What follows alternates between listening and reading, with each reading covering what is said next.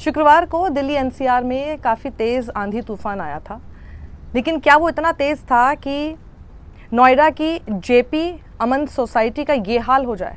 Sector 151 में ये society है और किस तरह का हाल यहाँ के घरों के अंदर हुआ है, उसके अंदर की तस्वीर ज़रा आप देखिए। रेजिडेंट्स ने खुद बनाई है और इस वक्त डर के माहौल में हैं, क्योंकि अब उनको डर ये लग रहा है कि दोबारा ऐसा तूफ़ान आया। जैसे इस वक्त मैं आपके सामने नोएडा से ही ये वीडियो बना रही हूँ और आज भी इसी तरह का मौसम है, बारिश हो रही है, थोड़ा तूफ़ान भी आया था। लेकिन क्या इसी तरह की स्थिति अगर ऐसी जगहों पर होगी, एक बार फिर तूफ़ान आए, तो इन लोगों का क्या होगा? लगातार ये सवाल उठाया जा रहा है।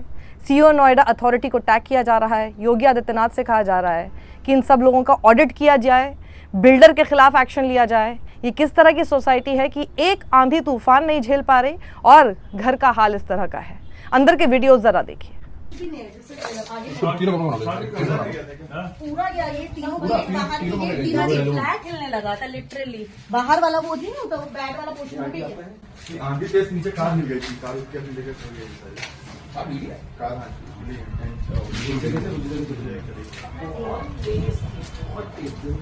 अभी तक ये 5 साल में पहली बार देखा।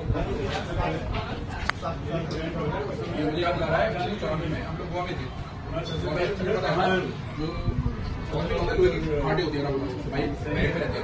ये पूरा डैमेज हो गया। और ये खबर मैं आपको नवभारत टाइम्स के हवाले से बता रही हूँ, जिसमें बताया गया है कि एक फ्लैट की खिड़कियां और दरवाजे टूट गए, जिसकी तस्वीर मैं आपको दिखा रही हूँ। ये वीडियो इस वक्त बहुत तेजी से वायरल है और जिससे निर्माण गुणवत्ता पर इस वक्त सवाल भी खड़े हो रहे हैं। अच्छी बात ये रही, सौभाग्य था, लेकिन ज़रूरी नहीं है कि हर समय इस तरह का सौभाग्य सबके साथ रहने वाला है कि किसी के घायल होने की कोई खबर नहीं है।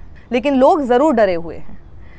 निवासियों ने घटिया निर्माण सामग्री को लेकर शिकायत की है। ऑडिट की मांग इस वक्त की जा रही है। और तो और इस तरह की मांग ट्विटर पर जाके देखिए, इनके प्रोफाइल्स देखिए कौन कर रहे हैं।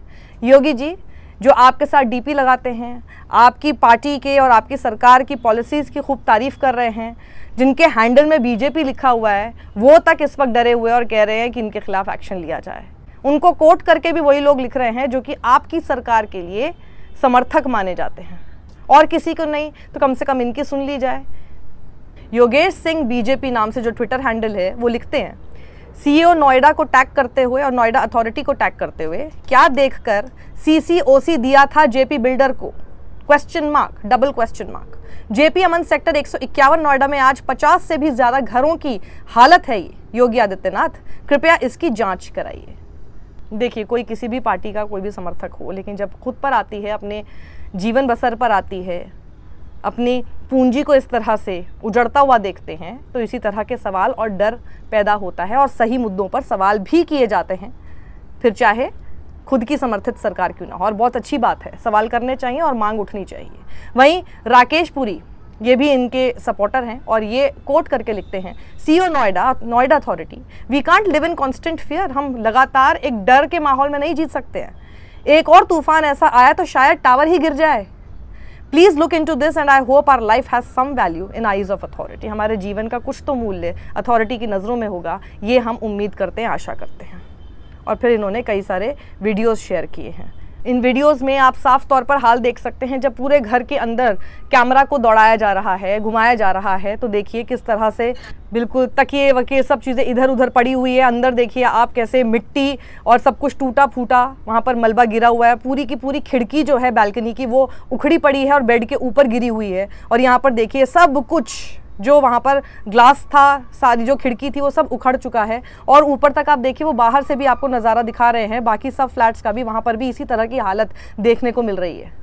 सिर्फ अपने घर की बात नहीं, बल्कि अपने घर की बालकनी से दूसरे घरों का हाल भी वहाँ पर बालकनी में खड़े हुए लोग दिखा रहे हैं कि देखिए क्या हालत इस सोसाइटी की इस वक्त देखने को मिल रही है। नीचे एक अर्चना ढोंडियाल है जो कि लिखती हैं कि the whole society is in bad condition. पूरी की पूरी सोसाइटी ही बहुत ही ख़राब कंडीशन में देखी जा सकती है। और देखिए, नवभारत टाइम्स की इस रिपोर्ट में ये भी लिखा हुआ है कि पहले भी सोसाइटी में बिना सूचना के बिजली कटौती से लोग परेशान थे। वीडियो में ये देखा गया है कि बहुमंजिली इमारत के इस फ्लैट के कई कमरों के दरवाजे और खिड़कियां हवा की रफ्तार और दबाव नहीं झेल सके। आंधी के चलते ये दरवाजे और खिड़कियां या तो उखड़कर कमरे में ही गिर गए या फिर टावर से नीचे जा गिरे।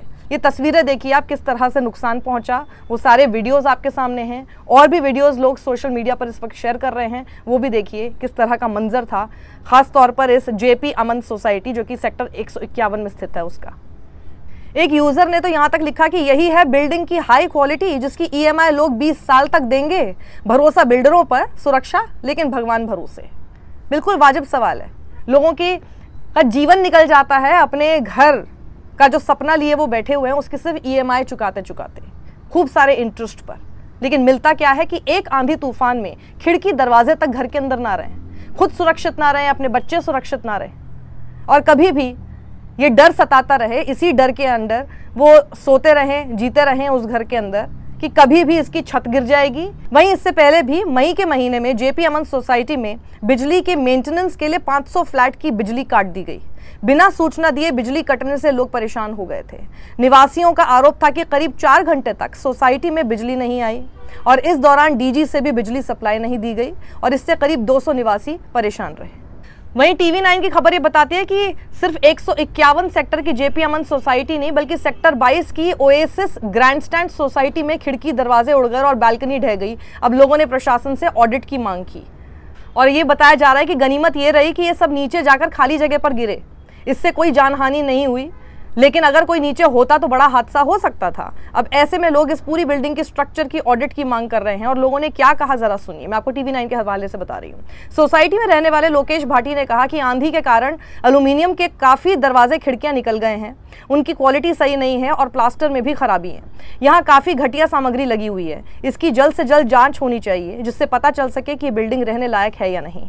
अब लोगों ने सोसाइटी के ऑडिट की मांग की है और उन्होंने कहा कि यहाँ लोगों को जान माल का खतरा बना रहता है। सेक्टर 22 में जो तबाही हुई उसके बारे में सुनिए। नोएडा के सेक्टर 22 में भी इस आंधी ने खूब तबाही मचाई, जहां ओएसिस ग्रैंडस्टैंड सोसाइटी में तबाही हुई। लेकिन राहत की बात यह रही कि इस हादसे में कोई भी जानहानि नहीं हुई। यहां सीजर टावर पर बना स्ट्रक्चर भरभरा कर गिर गया। इस इमारत में 10 लोग ही रहते हैं और इस दौरान छत की दीवारें खुले क्षेत्र में आकर गिर गईं। इसके साथ ही इस इमारत की बालकनी और पिलर भी ढह गए। बताया जा रहा है कि टावर हाल ही में निर्मित हुआ था और इसके 200 फ्लैट्स की रजिस्ट्री भी हो चुकी है, लेकिन 200 में से सिर्फ 10 फ्लैट में ही अभी तक 10 परिवार रह रहे हैं। इस सोसाइटी में हुए हादसे का लोगों ने वीडियो भी रिकॉर्ड किया और इसमें बिल्डिंग की बालकनी और पिलर ढहते हुए नजर आ रहे हैं। अगर इस सोसाइटी में 200 फ्लैट्स में लोग रह रहे होते तो बड़ा हादसा हो सकता था, जरा फर्ज करके देखिए। लोगों ने इसीलिए चिंता जताते हुए कहा कि नई बनी इमारत में इस तरह का हादसा होना तो बेहद चिंताजनक है। नया स्ट्रक्चर एक इस तरह की आंधी नहीं झेल पाया और इसीलिए लोगों की चिंता बनी हुई है कि अगली बार अगर इस तरह का कोई आंधी तूफान आएगा तो ये नहीं सह पाएगा। और अब इसीलिए इसमें जांच की अपील की जा रही है। योगी आदित्यनाथ को अब इसमें जांच करानी चाहिए कि आखिर इस तरह के जो नए स्ट्रक्चर्स धड़ल्ले से, जो कि इतनी सारी आप नोएडा में देखिए आके कहीं पर भी आपको अचानक से कोई ना कोई एक स्ट्रक्चर खड़ा हुआ दिख जाएगा। इतनी जल्दी जल्दी स्ट्रक्चर्स बनाए जा रहे हैं, पोजेशंस दिए जा रहे हैं और खूब ज़्यादा आसमान छूती कीमतें हैं। लेकिन वो आसमान छूती कीमतों के बीच जहाँ कोई एक शख्स अपना एक आशियाना हो, उसका एक सपना लेकर जी रहा होता है, दिन भर खूब कड़ी मेहनत करता है सिर्फ इसलिए कि अपने सिर के ऊपर, अपने परिवार के सिर के ऊपर एक छत का बंदोबस्त कर सके। क्या इसलिए कि एक आंधी तूफान तक ना झेल पाए वो आशियाना? ये जांच का विषय है, क्योंकि अगली बार अगर इस तरह की कोई घटना हुई और कोई जान माल का नुकसान हुआ तो बहुत बड़ी कीमत चुकानी पड़ सकती है फिर। इसलिए योगी आदित्यनाथ अभी तक इतना बड़ा कोई नुकसान नहीं हुआ है, उससे पहले ही जांच के आदेश दे दिए जाएं। सत्यमेव जयते।